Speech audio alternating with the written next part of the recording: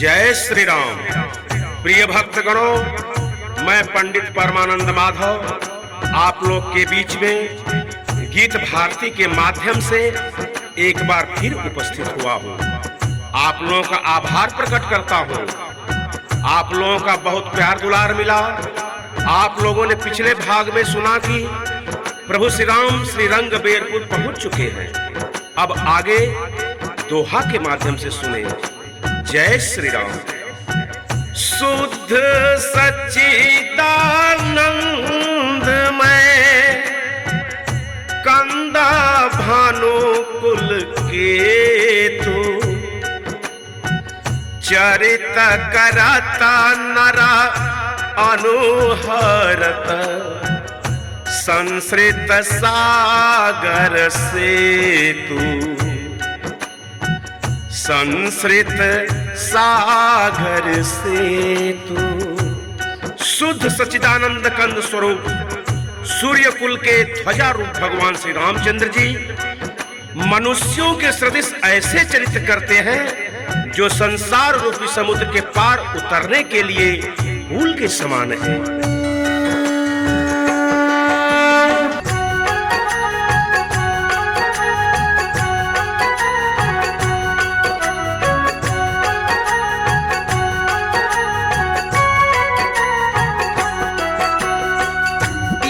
सुधि गुहा निषाद जब पाई मुदित लिए प्रिय बंधु बुलाई लिए फला मूला भेंट भारी भारा मिलन चले वो हियारा सुअपारा करी दंडवत भेंट धारी आगे प्रभु ही बिलोकत अति अनुरागे सहज स्नेह विबस रघुराई पूछी कुशल निकट बैठाई नाथ कुशल पद पंकज देखे भयऊ भाग भाजन जन लेखे देव धरनी धनु धामु तुम्हारा मैं जानू नीचू सहित परिवारा। जब निषाद राजगुरु ने यह खबर पाई तब आनंदित होकर उसने अपने प्रियजनों और भाई बंधुओं को बुला लिया और भेंट देने के लिए फल मूल कंद लेकर और उन्हें बहनियों में भरकर मिलने के लिए चला। उसके हृदय में हर्ष का पार नहीं था। दंडवत करके भेंट सामने रखकर वह अत्यंत प्रेम से प्रभु को देखने लगा। श्री रघुनाथ जी ने स्वाभाविक स्नेह के वश होकर उसे अपने पास बैठाकर कुशल पूछी। निषाद राज ने उत्तर दिया, हे नाथ, आपके चरण कमल के दर्शन से ही धन्य हो गया। आज मैं भाग्यवान पुरुषों की गिनती में आ गया। हे देव, यह पृथ्वी धन और घर सब आपका है। मैं तो परिवार सहित आपका निज सेवक हूँ।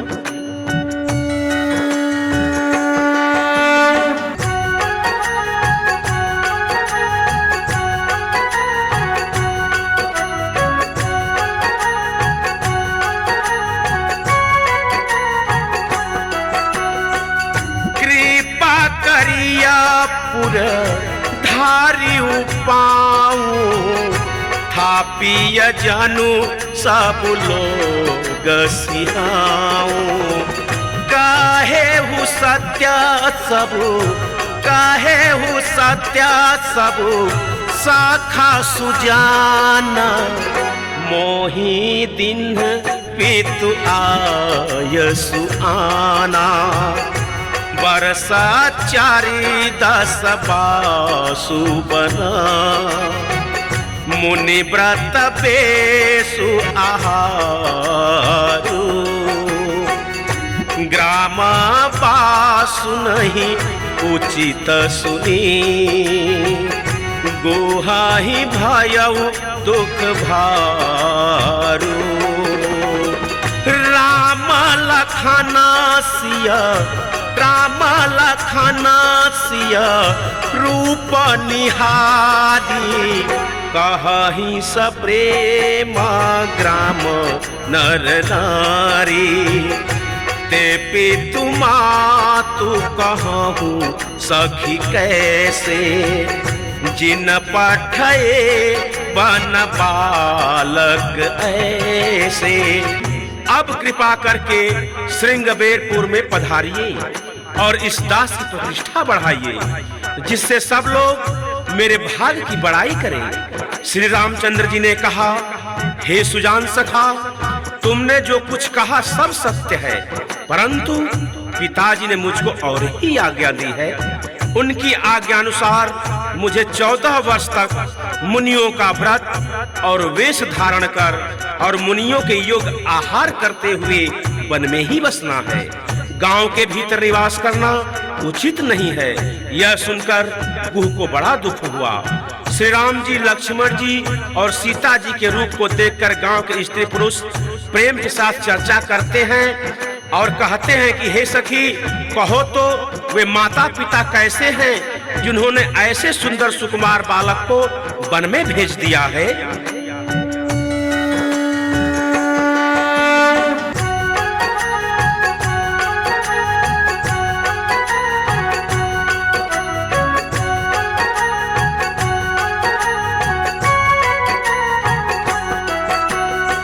एक कहीं भल भूपति कीन्हा लोयन लाहू हमहि विधि दीन्हा।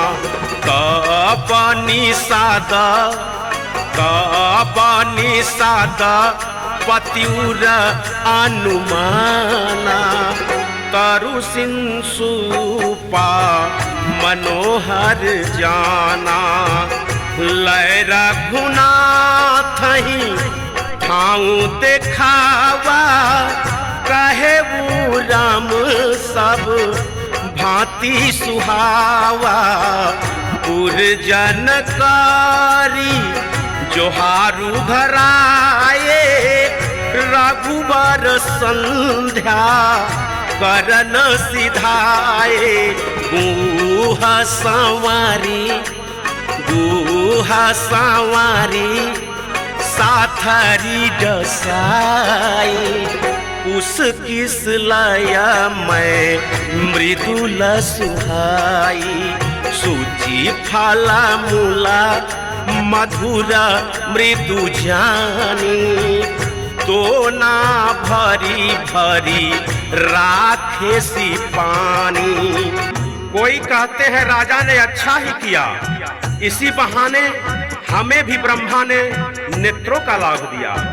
तब निषाद राज ने हृदय में अनुमान किया तो अशोक के पेड़ को उनके ठहरने के लिए मनोहर समझा। उसने श्री रघुनाथ जी को ले जाकर वह स्थान दिखाया। श्री रामचंद्र जी ने देखकर कहा कि यह सब प्रकार से सुंदर है। पूर्ववासी लोग जोहार वंदना करके अपने अपने घर लौटे और श्री रामचंद्र जी संध्या करने पधारे।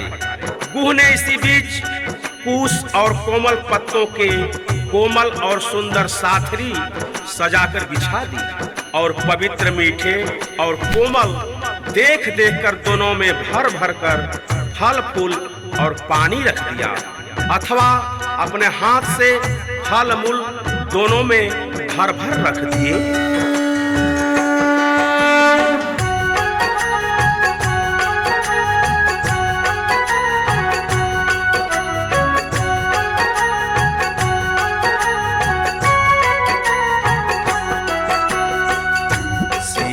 सुमंत्र भ्राता सहित कंद मूल फल खाई।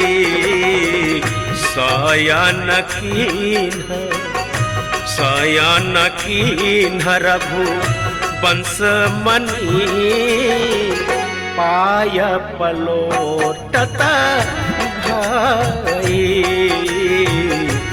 उठे लखान प्रभु सोवत जानी, कही सची वही सो वन मृदुबानी।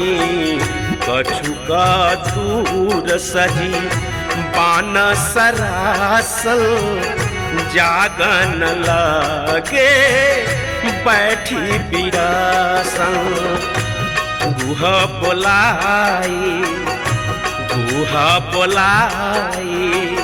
बाहरु प्रतीति, ठावा ठावा राखे अति प्रीति। आपू लखन पही बैठे उजाई, कटी भाती सारा चाप चढ़ाई। सीता जी, सुमंत जी और भाई लक्ष्मण सहित कंदमूल फल खाकर रघुकुल मणि श्री रामचंद्र जी लेट गए। भाई लक्ष्मण जी उनके पैर दबाने लगे। फिर प्रभु श्री रामचंद्र जी को सोते जानकर लक्ष्मण जी उठे और कोमल वाणी से मंत्री सुमंत्र जी को सोने के लिए कहकर वहां से कुछ दूर पर धनुष बाण से सजकर विरासन से बैठकर जागने पहरा देने लगे।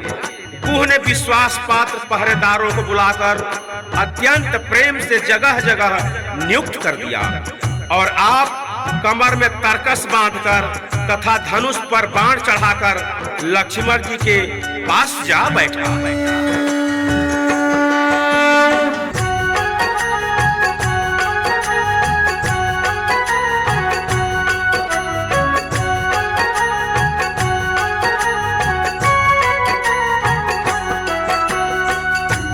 सोवत प्रभु ही निहारी निसादु, भयउ प्रेम बासा हृदय विषादु। तन पुलकित जालू लोचन बहाई। बचन स प्रेम लाखाना सन कहाई। भूपति भवना शुभाय सुहावा, सुरपति सदनो ना पटतर पावा। मणिमय रचिता चारु चौबारे, जनुरति पति ने जा हाथ संवारे। सुचि सुविचित्रा सुभोगा माया। सुमन सुगंधा सुबास, पलंगा मंजुमानी दीप जहां। सब विधि सकला सुपास। प्रभु को जमीन पर सोते देखकर प्रेमवश निषाद राज के हृदय में विषाद हो आया। उसका शरीर पुलकित हो गया और नेत्रों से प्रेमांसुओं का जल बहने लगा। वह प्रेम सहित लक्ष्मण जी से वचन कहने लगा। महाराज दशरथ जी का महल तो स्वभाव से ही सुंदर है। इंद्र भवन भी जिसकी समानता नहीं पा सकता। उसमें सुंदर मणियों के रचे चौबारे, छत के ऊपर बंगले हैं जिन्हें मानव रति के पति कामदेव ने अपने ही हाथों से सजाकर बनाया है। जो पवित्र बड़े ही विलक्षण सुंदर भोग पदार्थों से पूर्ण और फूलों की सुगंध से सुवासित है। जहाँ सुंदर पलंग और मणियों के दीप हैं तथा सब प्रकार का पूरा आराम है।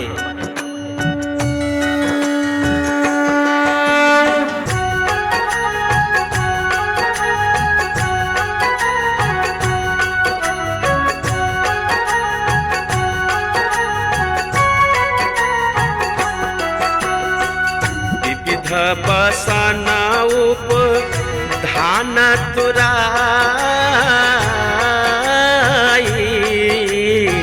क्षीरा फेना मृदु विषत सुहाई।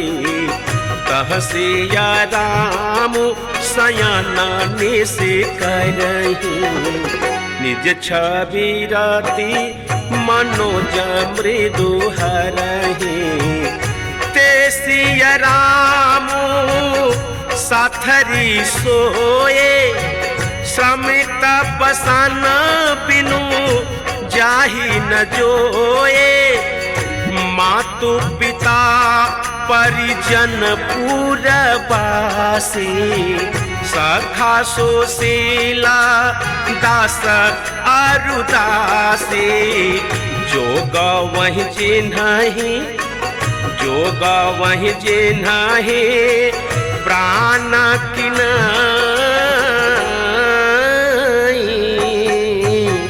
महिषोवत तेई राम गोसाई पिता जनक जग विदित प्रभाव ससुर सुरेश सखा रघुराऊ।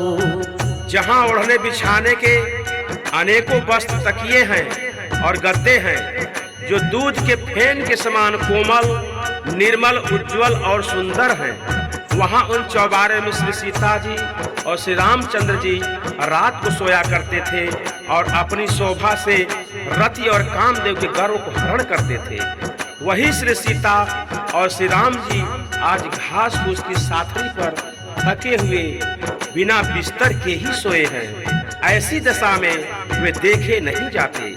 माता पिता कुटुंबी पुरवासी प्रजा मित्र अच्छे शील स्वभाव के दास और दासियां हैं, सब जिनकी अपने प्राणों की तरह सार संभार करते थे, वही प्रभु श्री रामचंद्र जी आज पृथ्वी पर सो रहे हैं। जिनके पिता जनक जी हैं, जिनका प्रभाव जगत में प्रसिद्ध है, जिनके ससुर इंद्र के मित्र रघुराज दशरथ जी हैं।